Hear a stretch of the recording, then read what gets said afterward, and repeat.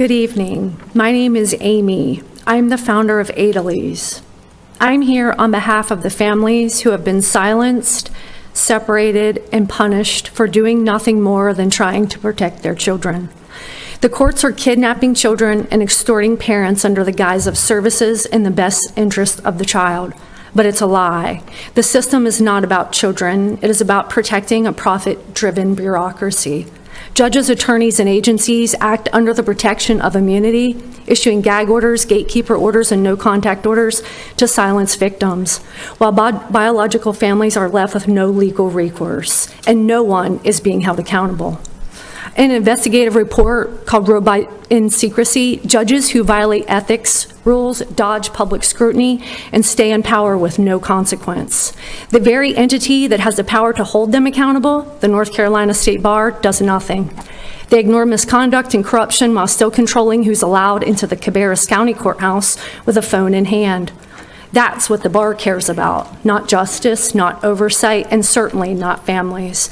A fair and impartial judiciary is required to maintain the rule of law. Meanwhile, in Cabarrus County, safe, loving parents are being erased. Abusers are keeping children hostage with court approval, while safe, fit biological parents are silenced and denied access to their children.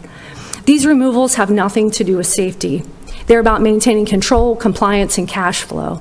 What's happening is state-funded trafficking, but now the law is caught up. On April 9th, 2025, President Trump signed a presidential executive order mandating the repeal of unlawful regulations. It follows a series of Supreme Court rulings, Loper-Bright, West Virginia versus the EPA, SEC versus JARC, which confirm agencies cannot act without clear legislative authority. Courts may no longer defer to agencies. Parents have a right to jury trial, due process, and meaningful access to justice. Aidileys has submitted a formal petition for rulemaking and constitutional compliance. We are no longer asking, the law now demands it. Today, we call on the state and county to immediately comply with April 2025 executive order. Audit DSS and family court practices in North Carolina and Cabarrus County. Restore children to the rightful biological families and parents. Stop creating unconstitutional policies and establish a survivor-led board with power to review every case, every policy, and every abuse. Cabarrus County can lead the state in reform, or it can stay compliant in a system that's already being exposed nationwide.